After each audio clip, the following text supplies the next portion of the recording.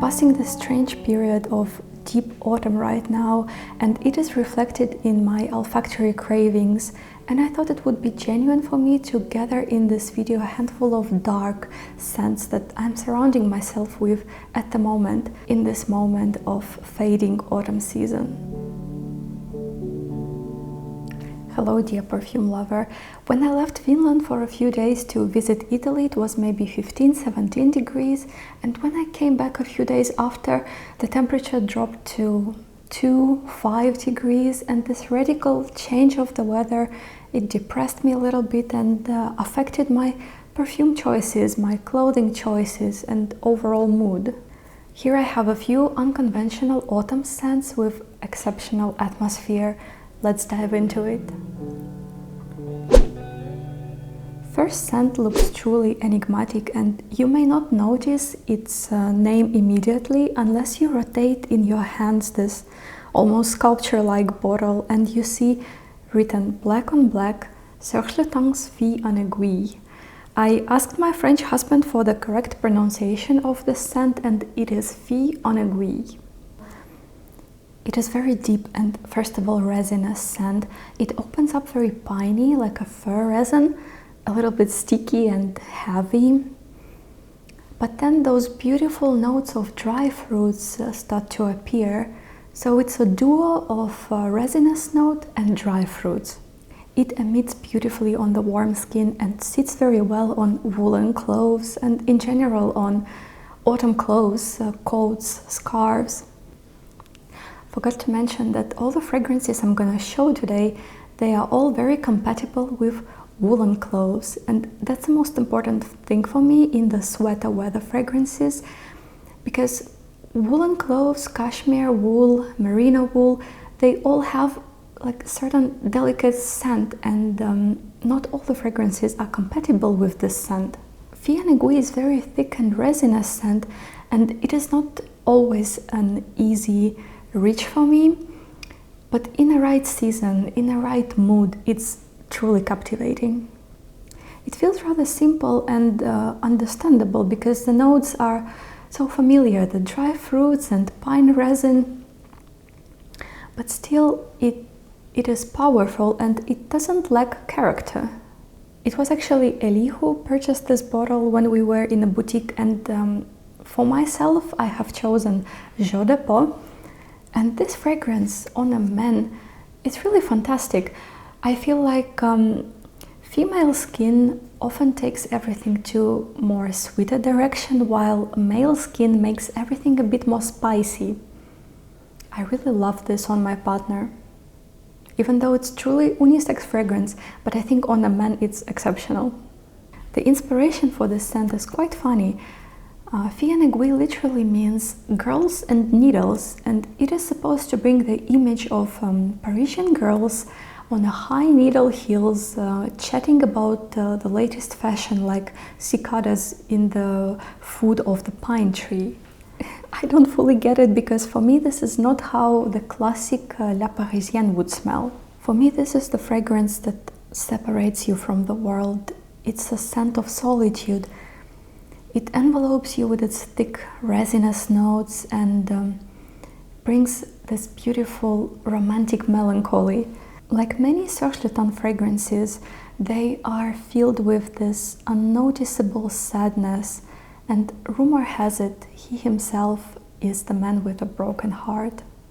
By the way, this flacon is from Gratte-Ciel collection, the skyscraper collection, which was inspired by the skyline of New York during 20s, 40s, and it really looks very Art Deco.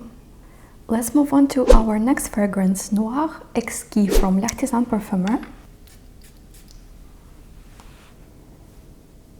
This is probably the most gourmandish among all the fragrances in today's video, but it's a different gourmand. It has notes of coffee, roasted chestnut and maple syrup. It smells very delicate and sophisticated for a gourmand scent, with some roasted tones and honey facets. It doesn't project a lot, instead it sits so beautifully on your skin beneath the sweater or a scarf. and indulge you with this contrast of refreshing coffee notes and yummy roasted chestnut soaked in maple syrup and honey. There are some floral notes of orange blossom that bring some freshness and transparency to this fragrance. It is really very light, but at the same time intense. And it has this transparency like an aromatic elixir. It doesn't have anything powdery or thickening, just it smells liquid. It's funny to say, but it smells liquid.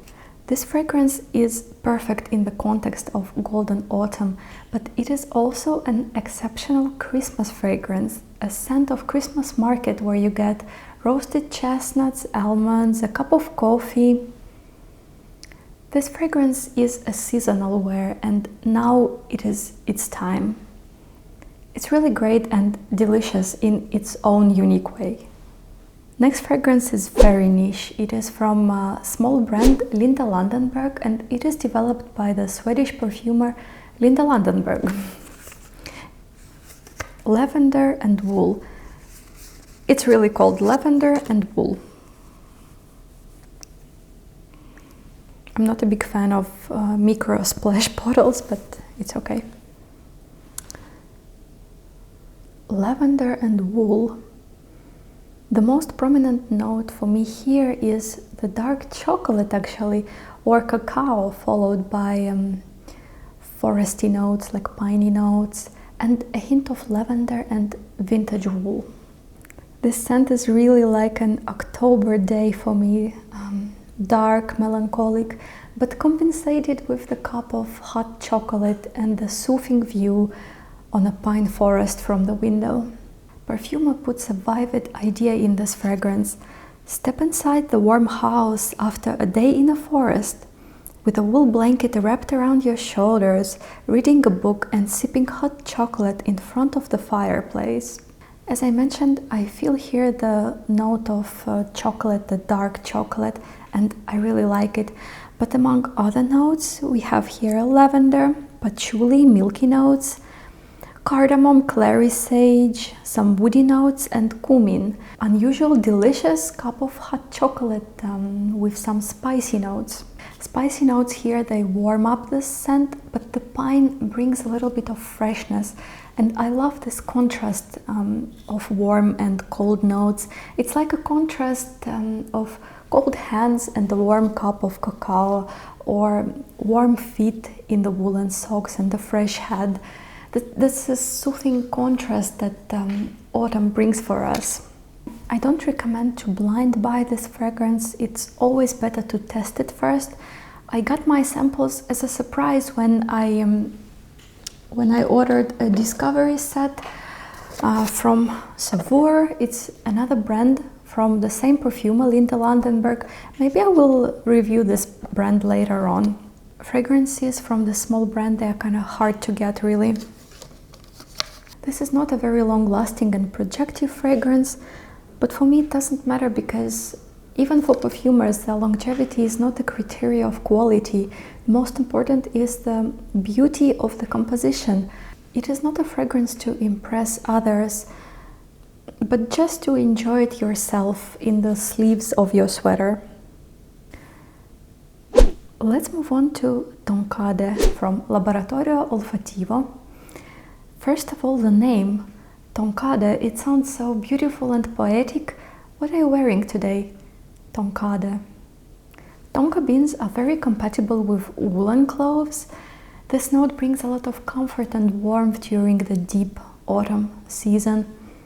I love tonka beans, but I'm usually gravitating more towards sweeter, creamier tonka fragrances like Tonka Fever from Parfumeur Particulier that I tried recently and really enjoyed. But at this moment, in this state of mind that I found myself coming back from warm Italy into the heart of deep autumn, this is the scent I was craving. A little bit dry, a little bit bitter tonka bean. Like, I was craving this almost naked, deep tonka bean without too many gourmand notes. The tonka bean that would smell black and realistic. Tonkade sits very close to the skin and emits those beautiful smoky notes like fumes with the warmth of your skin. It is very beautiful without any boozy notes or leathery notes. It's just a proud tonka that doesn't need any help from the other notes, even though it has a lot of notes for sure, but it feels like a solo tonka. Despite being so reserved and self-sufficient, it is still very comforting and friendly tonka bean. If you can get along with it, if it's something you like, it will be very warm on your skin. Laboratorio Olfattivo is an excellent house with beautiful compositions developed by the top perfumers, but retailed for a reasonable price.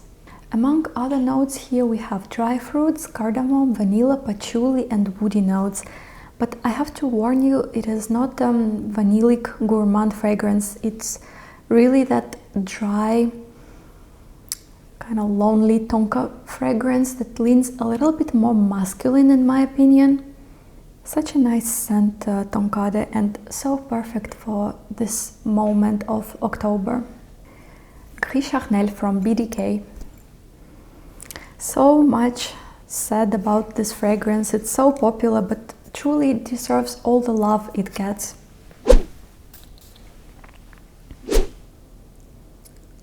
I just love this fragrance so much, and I've been using it a lot since I bought it. My husband likes it too, and it's probably my favorite autumn-winter scent.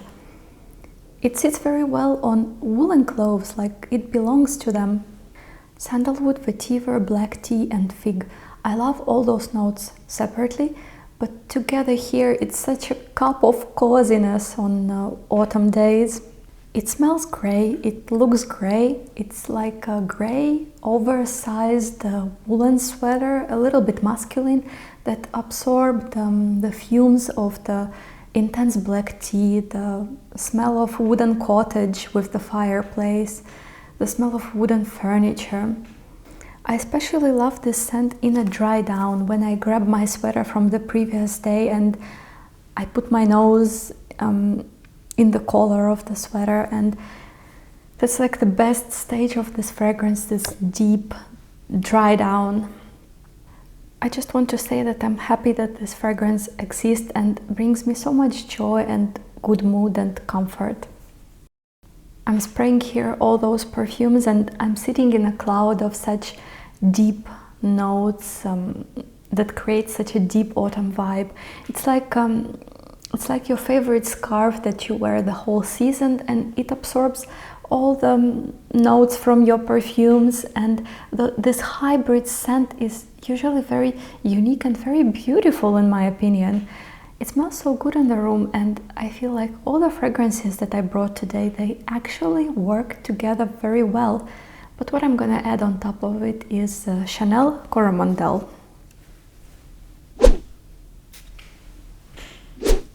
I ordered some cosmetic from Chanel website, and as a gift I received a few samples, and among them was the kind of famous classic Coromandel. And I have to say, I am impressed. I'm really impressed. I'm just getting to know this fragrance, but I already feel that it fits so nicely in this dark autumn atmosphere. This fragrance has a lot of notes mentioned, and sometimes it smells a bit more balsamic, sometimes a bit more floral, but what I get the most is the beautiful patchouli with ambery base. It smells a little bit old-fashioned, but in such a nice way, and it works well with woolen fibers. Every Chanel's less exclusive fragrance has the name that refers to something or someone very important in Coco Chanel's life. And so Coromandel is the type of Chinese lacquerware. Madame Chanel had the walls of her apartment lined with those beautiful Coromandel screens that she loved so much that they followed her in every apartment where she lived in New York, in Paris, in Lausanne. When she first saw those Coromandel screens, she said that she almost cried of happiness. It's like the favorite design item. And that is what I imagine smelling this fragrance, the atmosphere of the dark room with vintage furniture, very sophisticated, and those Coromandel screens with mysterious floral patterns. Amber here is very elegant but distant. It's very selfish, non-compromising amber. Patchouli here are earthy, a bit mossy, with some floral facets of rose and jasmine. It is so captivating. It's not an easy wear for me, it's not an everyday scent, but it smells so intellectual because it carries the story, it sparks my imagination, and it has something. It has something to discover. Patchouli in general are good friends of woolen clothes. Patchouli were brought to Europe from India in the middle of 19th century. Dry patchouli leaves were slipped between the precious fabrics and cashmere shawls to protect them from insects, to repel moths. I will need to live with this fragrance to get to know it better, but I'm impressed. I never thought I would love a Chanel fragrance. So those were a few fragrances that I picked for my October, to embrace the atmosphere of deep autumn and to satisfy my unusual olfactory cravings. I thought it would be interesting for you to see and tell me what is your October fragrance. I wish you a very good autumn. Goodbye.